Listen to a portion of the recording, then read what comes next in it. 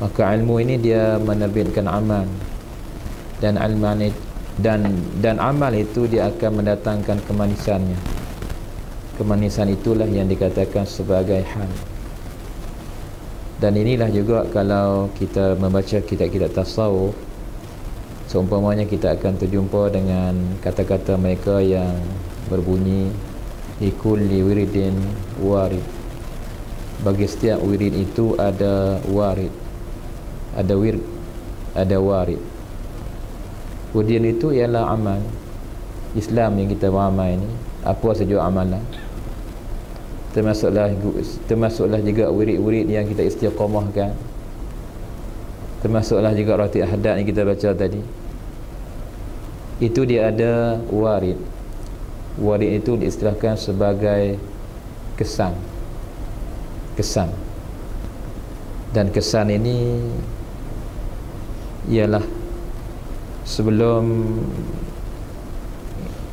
kita nak katakan nampak pada zahir, kesan yang lebih kuat itu ialah kesan dalaman, kesan pada jiwa. Dan kesan dalaman inilah dia yang akan menguasai zahir kita. Sebab itulah kadang-kadang orang tu kita nampak simple, tapi dalamannya tu kuat. Dalaman tu kuat, pegangannya tu kuat, akidahnya kuat, tak goncang, tak goyah. Ini dalam. Maka pegangan dalam itu dia akan menguasai keseluruhan hidupnya. Kalau dia bersolat, maka solat itu mendatangkan kesan. Puasa pun macam tu, amal-amal lain juga macam tu. Ini merupakan buah kemanisan yang lahir daripada berkat dia beramal tadi. Sebaliknya kata mereka, bagi orang yang tidak ada sebarang wirid, man laisa lahu wirdun fahuwa qirdun, fahuwa qirdun. Qirdun bang, qirdun. Dia tak ada apa, dia nak melompat sana melompat sini ikut suka. Sebab apa? Sebab dia tidak ada ingatan untuk beramal. Maka amalan kita ini, wirid yang ditambah itu, ditambah, maka amalan itu dia akan mendatangkan kesan yang bertambah. Dia meningkat. Kemungkinan sampai satu masa nanti dia akan sampai ke peringkat yang memang rasa sedap lah. Ustaz Fahmi Zamzam dalam pengajiannya selalu menyebut sampai ke peringkat yang dirasakan sebagai peringkat lemak manis. Manis saja, tak lemak tak sedap. Jadi lemak manis ini rasa sedap sungguh lah. Masya Allah, bukan senang ni. Jadi kalau dah nak sampai peringkat itu, ya, ketika itulah dia mungkin mempunyai rasa dalaman yang sebenarnya tak dapat dirasai oleh orang lain. Maka sampailah ke peringkat apa yang dia dapat sekarang tu nak cerita kepada orang tak sampai, orang dengar pun tak faham. Ini yang dikatakan sebagai zauqiyah. Ini dikatakan sebagai zauqiyah. Yang kita mengaji tauhid, kita itu menggunakan manhaj al-aqli, akal. Dalam perbahasan ilmu tauhid selalunya di awal-awal tu kita akan didedahkan tentang pembahagian hukum. Ada hukum akal, ada hukum adat. Kenapa ini didedahkan? Sebab dalam pengajian tauhid yang kita belajar tentang sifat-sifat yang wajib bagi Allah, sifat-sifat mustahil atas Allah, sifat-sifat harus bagi Allah. Yang kita belajar itu sebenarnya dia dengan menggunakan akal kita.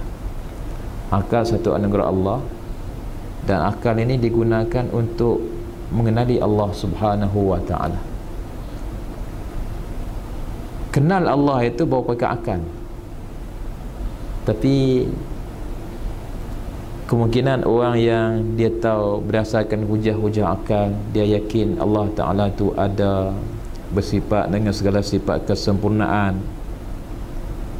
Tapi kadang-kadang kita tengok juga ramai yang boleh bercakap, boleh berbicara bab tauhid macam tu, tapi dalam masa yang sama kadang-kadang dia pun tak bersolat, dia pun tak bersemayang. Kenapa ni?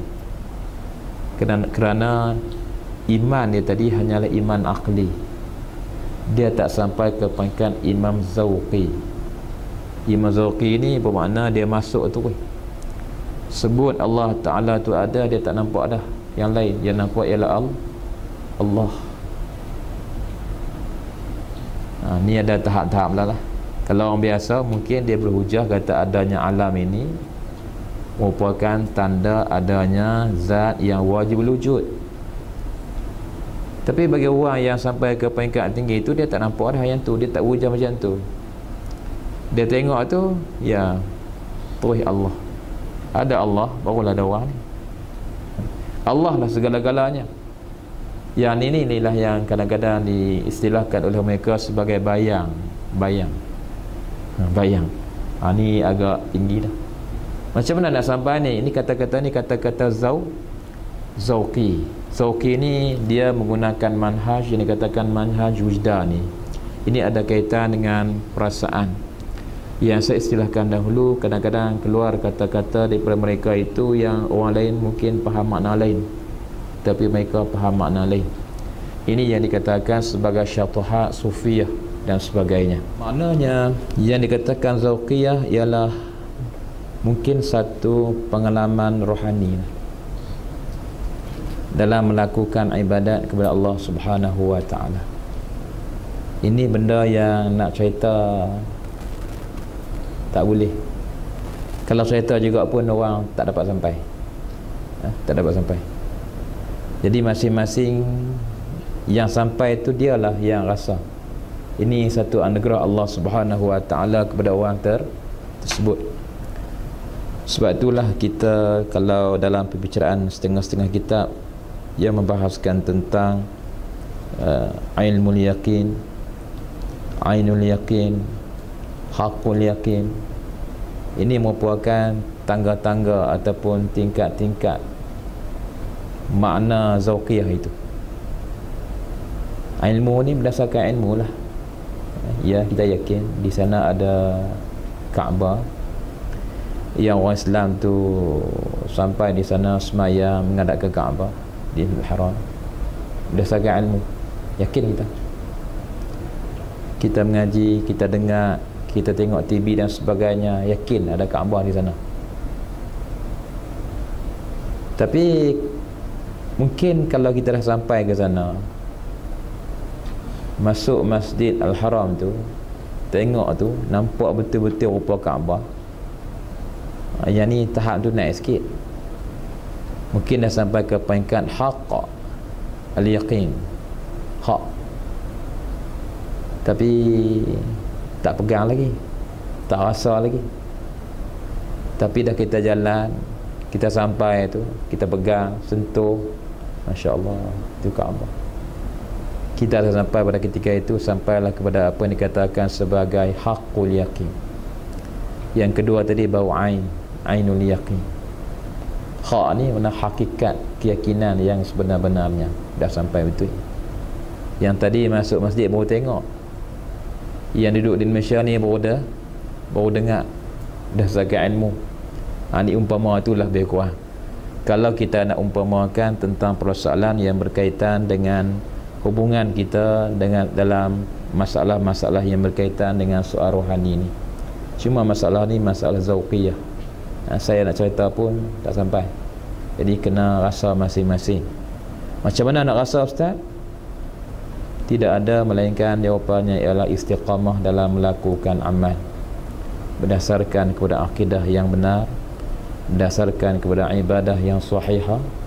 InsyaAllah kita akan sampai merasai apa yang dikatakan sebagai perasaan lemuk manis, kemanisan dalam melakukan ibadat kepada Allah Subhanahu wa ta'ala. Hadis-hadis sendiri pun banyak yang menceritakan kepada kita tentang kadang-kadang kita tinggalkan maksiat Mungkin dengan sebab kita tinggal maksiat itu, Allah Ta'ala menganugerahkan kepada kita kemanisan dalam melakukan ibadat.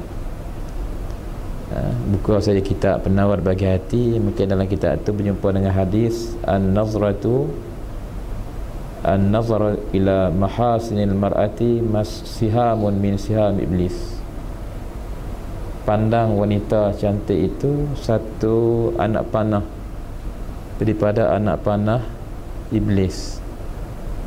Sesiapa yang meninggalkan pandangan tersebut, maka Allah Subhanahu wa ta'ala akan merasai kepadanya halawah dalam melakukan ibadat. Banyak hadis-hadis lain yang menceritakan tentang masalah halawah, kemanisan ini. Itu sebenarnya zauqiyah, tak sampai. Tak sampai. Ini yang kadang-kadang ni kita tengok orang tu kadang-kadang dia pelik daripada orang lain. Dia pelik daripada orang lain lah, sebab orang lain tak sampai peringkat dia. Bagi pandangan orang biasa ni mungkin dia kata dia sesat lah kan. Mungkin ada kisah kata Tok Kenali dulu katanya dia biar saja tak ubat pun ulat makan betih dah, kata guru-guru saya lah, dia kata biar je. Bagi dia tak ada apa, dia tak rasa apa. Bagi dia ulat tu, itu rezeki ulat. Ada juga cerita lain katanya Tok Kenali ni dia kencing depan orang. Kenapa kencing depan orang tu? Kemungkinan dia tak nampak orang lah. Yang dia nampak tu bukan orang, yang dia nampak tu ialah mungkin lembu ke, anjing ke, mungkin lah. Ni orang-orang yang sampai peringkat tu. Jadi orang mungkin tak dapat terima lah, kata mungkin dia lah itu guru. Tapi dalam masa yang sama pun ialah bagi kalangan yang mengetahui, mungkin pada ketika itu dia telah mengalami satu perasaan yang Allah Ta'ala buka hijab dia tak nampak yang lain dah, yang dia nampak ialah Allah Subhanahu wa Ta'ala. Wallahu a'lam. Ini di antara apa yang kita belajar pada malam ini. Sebahagian daripada ilmu itu kita tidak akan mencapai hakikatnya kecuali setelah bagaimana kita beramal dengan ilmu itu. Kita tak sampai, suka nak sampai tu kenapa? Sebab kita tak beramal lagi, tapi kita mujadalah dulu, berdebat dulu. Yang tu tak betul. Sepatutnya kalau kita menerima suatu ilmu yang sahih daripada ulama yang mu'tabar, silakan beramal. Silakan rendah diri sikit, tawaduk dalam melakukan amal. InsyaAllah satu masa nanti kita akan faham hakikat tersebut. Ya, Allahu a'lam. Ya, saya tidak memanjangkan untuk malam ni sebab saya pun nak pendekkan malam ni. Sebab mungkin semua yang ada ni sibuk dengan peperiksaan dan sebagainya. Kita tak ada masa panjang lah.